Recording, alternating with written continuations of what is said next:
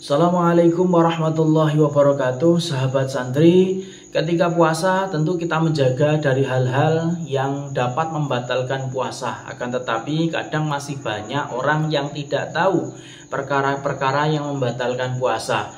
Ada yang pernah bertanya kepada saya dulu ketika masih di sekolah, kawan ngajar di sekolah, pernah bertanya, menghirup minyak kayu putih itu membatalkan puasa atau tidak? Itu yang akan saya bahas kali ini.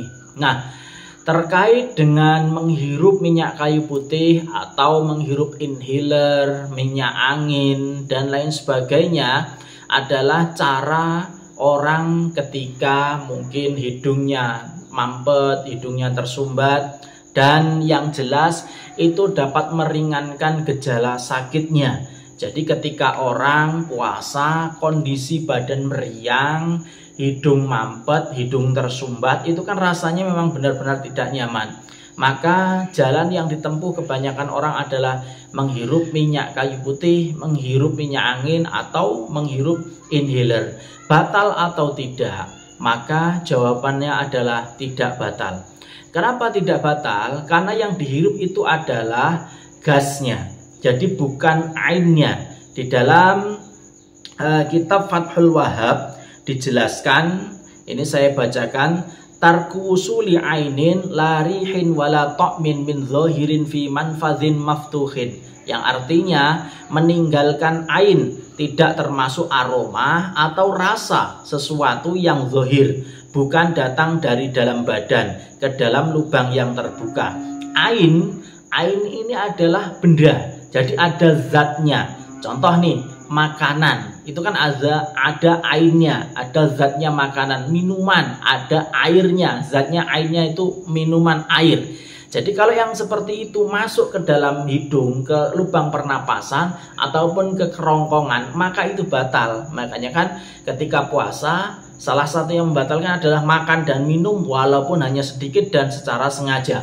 Tapi kalau tidak sengaja tentu tidak batal. Maka itu disebut dengan rezeki kita. Itu kalau tidak sengaja. Tapi kalau sengaja tentunya batal. Nah, terkait dengan menghirup minyak kayu putih, menghirup inhaler, menghirup minyak angin, maka itu bukan termasuk ain. Karena dia tidak ada zat bendanya, itu tidak terlihat. Sama saja ketika kita menghirup aroma makanan, menghirup aroma minyak wangi atau parfum, maka itu tidak batal. Tapi itu bisa babin maksusin dengan sebab-sebab yang khusus.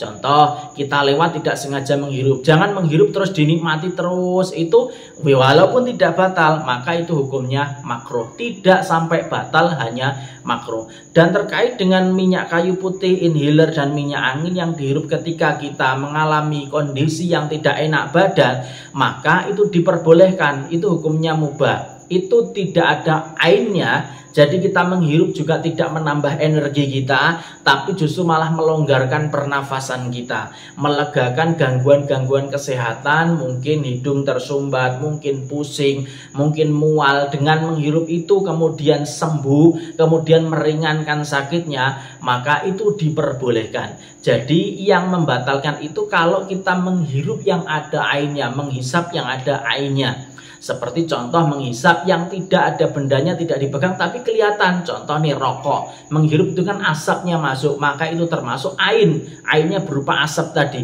Kalau ini kan gas itu tidak terlihat.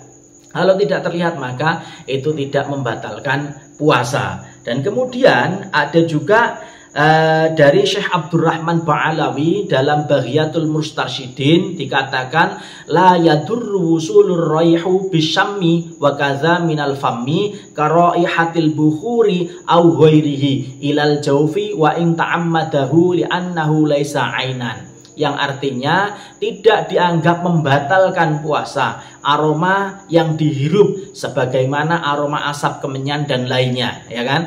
Kalau aroma saja yang dihirup itu tidak batal, sebagaimana bukhur atau aroma kemenyan atau aroma parfum lah seperti itu, ketika terhirup maka itu tidak batal. Yang terasa mencapai tenggorokan meskipun disengaja karena bukan termasuk ain. ya, karena bukan termasuk ain seperti dijelaskan dalam kitab Fathul Wahhab tadi. Tidak termasuk ain, benda yang bisa membatalkan puasa itu karena memang ada bendanya tadi. Jika tidak ada bendanya seperti gas dari minyak kayu putih, minyak angin, inhaler, maka tidak membatalkan puasa. Jadi itu jawabannya, mudah-mudahan bisa difahami. Terima kasih. Assalamualaikum warahmatullahi wabarakatuh.